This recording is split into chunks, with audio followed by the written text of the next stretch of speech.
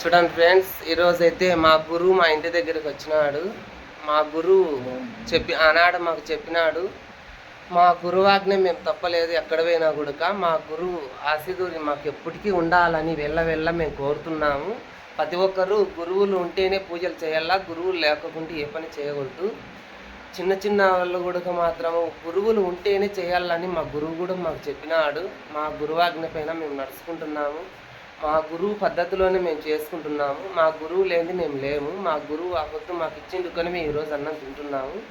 మా గురువు ఇచ్చిన వాకు మేము తప్పుకోకుండా మేము ప్రతి ఒక్కరిని చల్లగా చూడాలా, సంతోషంగా చేసుకోండి అని మాకు ఆనందంగా తెచ్చినాడు మా గురువు.